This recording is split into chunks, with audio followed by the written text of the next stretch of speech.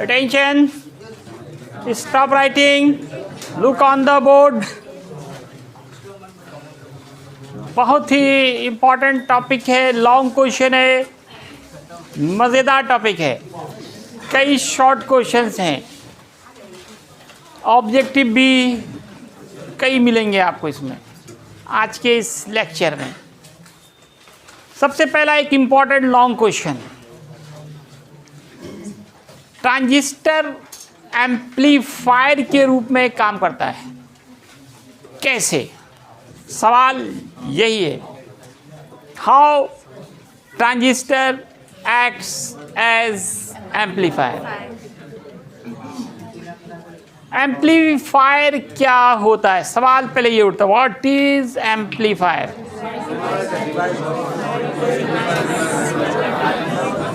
पता है आप लोग बहुत तेज हैं, देख देख के बोलते हैं, बैठ जाइए। ठीक है, शांति बनाइए क्योंकि वीडियो बन रहा है।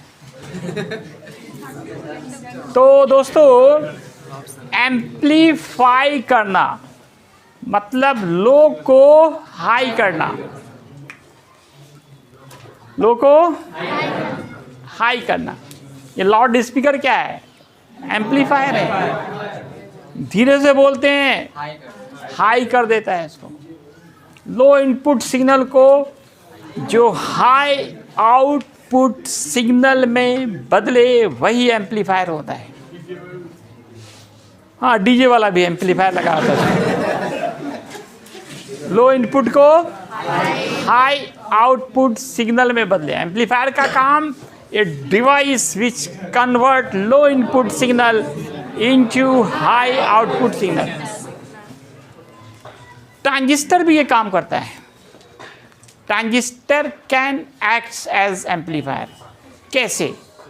इसका सिद्धांत क्या है?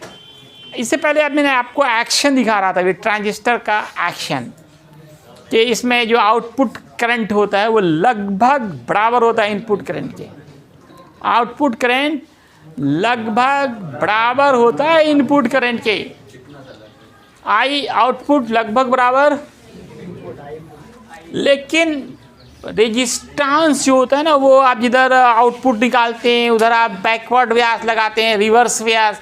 रिवर्स व्यास एक तरह से क्या है, वो हाई रेजिस्टेंस करंट को रोकता है, और बैकवर्ड व्यास भी क्या करता है, करंट को रोकता है। वो भी क्या है, रेजिस्टेंस ही है। तो आउटपुट का रेजिस्टेंस काफ़ी हाई होता है रिस्पेक्टिवली इनपुट के। करंट सेम हो और रेजिस्टेंस बढ़ जाए तो बुशरा वोल्टेज भी बढ़ जाएगा। कहाँ देखती हो? वोल्टेज भी बढ़ जाएगा। क्या बढ़ जाएगा? क्यों? भी बराबर क्या पढ़े? I R. आर बढ़ रहा है, करंट सेम है, तो श्योर है कि वोल्टेज क्या होगा, बढ़ जाएगा। ये सिग्नल क्या होता है? वोल्टेज ही होता है। सिग्नल क्या है? वोल्टेज है। वोल्टेज बढ़ गया मतलब सिग्नल बढ़ गया। तो ट्रांजिस्टर एज एम्पलीफायर के लिए आपको क्या क्या डिवाइस चाहिए? तो ट्रांजिस्टर तो चाहिए, ammeter, voltmeter, wire, cell, switch, ये सब चाहिए। इसमें 3 तरह का अरेंजमेंट होता है ट्रांजिस्टर में। मैंने आगे लिखा है 3 तरह का अरेंजमेंट होता है, common emitter, common base, common collector. 3 part होते हैं। हरान सो जाओ क्लास में, सीधा बैठो। तो 3 तरह का अरेंजमेंट होता है, क्योंकि 3 पार्ट होते हैं, इमीटर, कलेक्टर, बेस। इसमें से किसी को कॉमन बना सकते हैं। कॉमन बनाने का मतलब उसको, जैसे कॉमन इमीटर है तो इमीटर को बेस से भी जोड़ना है। जैसे यहाँ पे देखिए, मैं कॉमन इमीटर बनाया हूँ, इधर से लिखा इमीटर को लाके बेस से जोड़ दिया, इधर से इमीटर को लाके कलेक्टर से जोड़ दिया। तो इमीटर जो दोनों से जुड़ा हुआ है, इसका नाम है कॉमन इमीटर। इसी तरह से अगर बेस दोनों से जुड़ा है तो कॉमन बेस। इसी तरह से कलेक्टर दोनों से जुड़ा रहे, लेकिन आपका सिलेबस लिखता है सिर्फ कॉमन इमीटर ट्रांजिस्टर। एग्जाम में लिखा रहेगा common emitter transistor as amplifier. How common emitter transistor acts as amplifier, यही पूरा सवाल होता है। How common emitter transistor acts as amplifier, इसलिए फिगर उसी का बनाया गया है, कॉमन इमीटर ट्रांजिस्टर। इमीटर दोनों में, अब यहाँ जैसे NPN लिए हैं, हो सकता है कभी कभी PNP लिख दे, तो दोनों में अंतर तो समझ रहे हैं, सिर्फ तीर का है। एनपीएन में तीर बाहर की तरफ है और पीएनपी में तीर अंदर की तरफ है। दोनों के सिंबल में अंतर समझ रहे हैं ना। तो एनपीएन ज़्यादा बेटर होता है, बताए इसकी कंडक्टिविटी ज़्यादा होती है। तो एक आप आर्मीटर लगाते हैं, A4 आर्मीटर है जिसे करंट नापेंगे, इनपुट करंट, इनपुट वोल्टेज नापते हैं, वोल्ट मीटर। आर्मीटर को हमेशा सीरीज में जोड़ते हैं, वोल्ट मीटर को पैरेलल में जोड़ते हैं। इधर यहाँ इनपुट डालते हैं, यहाँ से आउटपुट मिलता है। इनपुट को हम लोग इमीटर और बेस के बीच डालते हैं। ये इनपुट सिग्नल है, ये इनपुट सिग्नल लगाए, ये स्विच है, स्विच को ऑन कर देंगे, यहाँ से हाई आउटपुट मिलेगा। क्या मिलेगा यहाँ पे? Output, high output signal. ये रेजिस्टेंस के कारण यहाँ पे और सिग्नल का वोल्टेज क्या होता है? बढ़ जाता है। तो वर्किंग में ज़्यादा कुछ नहीं, कंस्ट्रक्शन में भी ज़्यादा कुछ नहीं लिखना है कि arrange all the parts as shown as in figure. और वर्किंग में ये लिखना है कि low input signal is connected with between the base and emitter while high output is obtained between collector and emitter। बाकी सारा अरेंजमेंट कर देते हैं जैसा कि फिगर में सजाया गया। तो कैसे बढ़ गया कि करंट तो आउटपुट इनपुट सेम, लेकिन इधर देखिए वोल्टेज इधर बहुत ज़्यादा हाई रिवर्स व्यास लगाए हम लोग, ज़्यादा यहाँ पे रिवर्स ज़्यादा सेल लगा दिए तो रिवर्स व्यास काफ़ी हाई हो गया। रिवर्स व्यास बढ़ा मतलब रेजिस्टेंस बढ़ा, रेजिस्टेंस बढ़ने के कारण ही करंट सेम है, लेकिन रेजिस्टेंस बढ़ा तो वोल्टेज बढ़ गया। तो लो इनपुट डाले, ये लो इनपुट का ग्राफ है और देखिए एम्पलीट्यूड बढ़ गया। Low input signal converted into high output signal. तो ज़्यादा तो कुछ लिखना नहीं है। अब 5 नंबर में आया तो एक आसान सवाल है 5 नंबर के हिसाब से, है ना। और सब क्वेश्चन में कितना करना पड़ता था, इसमें करना कम है, थोड़ा कंसेप्ट ज़्यादा है, नई चीज़ है ये आपके लिए। फिगर में देखिए क्या करना है, फिर से एक गोल बना लीजिए, मतलब सर्कल बनाइए। इसमें ट्रांजिस्टर के लिए सिंबल बताए थे, 3 लाइन खींचिए, एक सीधा एक तिरछा, 2 तिरछा खींचिए। इसको यहाँ से लाइए, यहाँ मीटर जोड़िए और पैरेलल में वोल्ट मीटर जोड़िए। इसके बाद यहाँ स्विच लगाइए या इनपुट वोल्टेज के लिए दिखाइए आप। इधर से फिर स्विच लगाइए और सेल लगा दीजिए।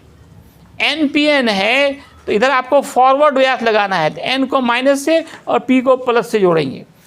फिर इधर भी वही काम कीजिए, तार निकालिए या मीटर जोड़िए और वोल्ट मीटर को पैरेलल में जोड़िए। और चूंकि ये आपको इधर रिवर्स व्यास लगाना है, NPN है, तो N को इधर आप प्लस से जोड़ना पड़ेगा, या एक से ज़्यादा लगाइए। हाई रिवर्स व्यास लगाया जाता है, जितना ज़्यादा रिवर्स व्यास इधर लगाएंगे हम उतना ज़्यादा वोल्टेज बढ़ा हुआ मिलेगा, आउटपुट वोल्टेज उतना ज़्यादा बढ़ेगा। तो ये इसका फिगर है। अब इसमें देखिए बहुत सारा गेन पढ़ना है, current gain, resistance gain, voltage gain, power gain, और सबका डिफिनीशन अभी आपको याद हो सकता है। थोड़ा सा भी दिमाग लगाइए अगर आप। गेन में हमेशा आउटपुट को ऊपर रखते हैं, इनपुट को नीचे रखते हैं। आउटपुट को हमेशा ऊपर रखेंगे, इनपुट को हमेशा नीचे रखेंगे। Current gain output current by input current, voltage gain output voltage by input voltage, resistance gain output, सब में चेंज लेकिन लगा देते हैं, change in output current by change in input current, तो ये करंट गेन हो गया।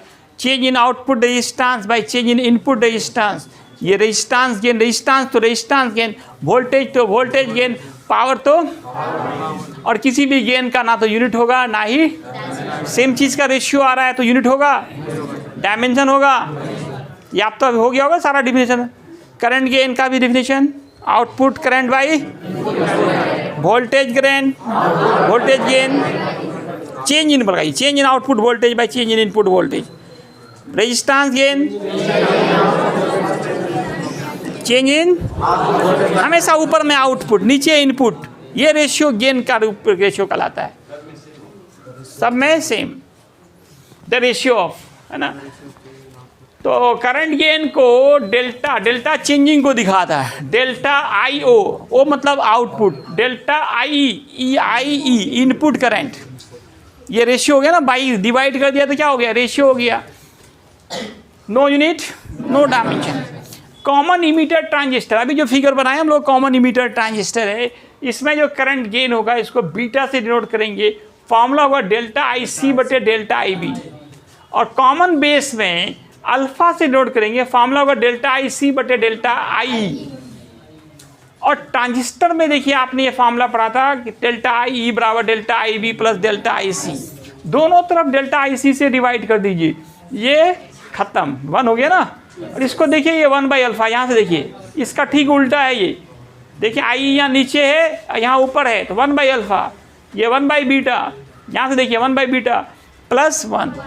ये तो ऑब्जेक्टिव के लिए लगता है जैसे फिक्स ही हो, और ये शॉर्ट क्वेश्चन भी होता है, establish relation between alpha and beta. कई ऑब्जेक्टिव है यहाँ पे। Current gain for common emitter transistor का फॉर्मूला डेल्टा आई सी बटे डेल्टा आई बी, जिसको बीटा से नोट करते हैं, ये इंपॉर्टेंट ऑब्जेक्टिव, ये इंपॉर्टेंट ऑब्जेक्टिव, ये रिलेशन खुद एक इंपॉर्टेंट। और फिर जो फाइनल रिजल्ट निकला 1 बाई अल्फा बराबर 1 बाई बीटा प्लस 1, ये अलग अलग फॉर्म में चेंज करके देता है। कभी क्या करेगा, ये जो बीटा इधर लेते आया तब क्या हो गया, माइनस हो गया। कभी यहाँ एलसीएम ले लेगा, आप इसको एलसीएम लेंगे तो क्या आएगा, अल्फा इंटू बीटा, ऊपर बीटा माइनस अल्फा, बराबर के उधर ले जाइए तो एक नया फार्मूला आ जाएगा। तो यहाँ से ट्विस्ट करना खुद सीखिए, मेन फार्मूला आ गया, अब जैसे क्वेश्चन ट्विस्ट करेगा वैसा हम निकाल लेंगे। अब रेजिस्टेंस गेन है तो डेल्टा आर ओ, मतलब output resistance, change in output resistance, change in input resistance. Voltage gain delta output voltage, delta V input, V को लिख सकते हैं आई आर, वी का फॉर्मूला ओम्स लॉ से आई आर, सब में डेल्टा लगाइए तो देखेंगे ये हो गया करंट गेन, ये रेजिस्टेंस गेन। तो वोल्टेज गेन बराबर करंट गेन गुना रेजिस्टेंस गेन।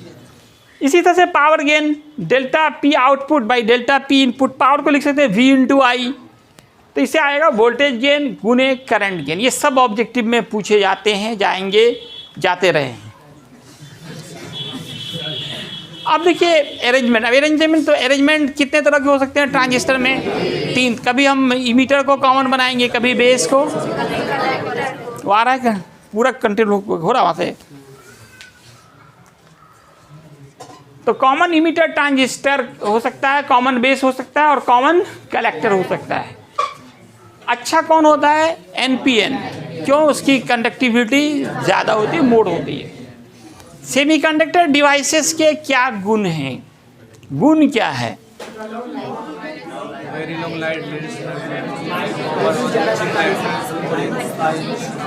आपका मोबाइल का जैसे सिम है, किसी का देखिए 10-10 साल से है, 15-15 साल से है, 20-20 साल से है, सही से रखिए तो चलता है, लाख है ना, काफ़ी लंबा लाइफ होता है इसका, लॉन्ग लाइफ।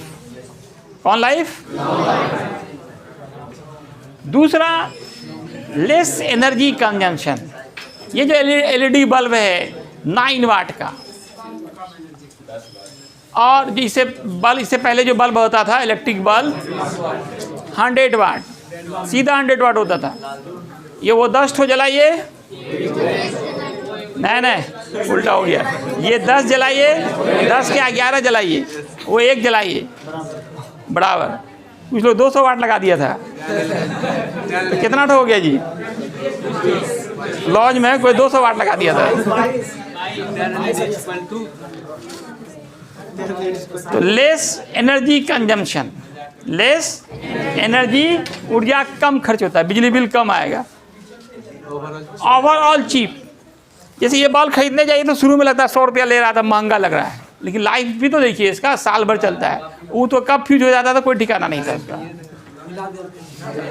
है ना, 10 रुपये में मिलता था, लेकिन साल भर में 100 बदलना पड़ता था, 1000 रुपया हो गया ना।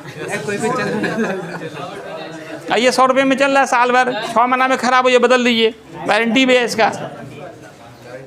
तो ओवरऑल ये चीप है, मतलब सस्ता है, हल्का। सेमीकंडक्टर के डिवाइसेस क्या होते हैं, काफ़ी हल्के होते हैं। सिम कार्ड ये सब देखिए कितना हल्का है कि नहीं, साइज़ भी काफ़ी छोटा होता है, कितना छोटा सा होता है, और उसमें सब कुछ क्या स्टोर हो जाता है, हज़ारों लोगों का आप नंबर स्टोर किए हुए हैं कि नहीं किए हुए हैं।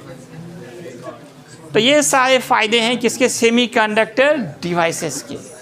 तो ज़्यादा बेटर होते हैं सेमीकंडक्टर डिवाइस। इसका एक कारण ये भी बताया था, इसकी कंडक्टिविटी बढ़ती है, गर्म करने से कंडक्टिविटी, ठीक है ना। कोई प्रॉब्लम, मिलते हैं अब शाम में ब्रेक के बाद, ऑफ कर दीजिए।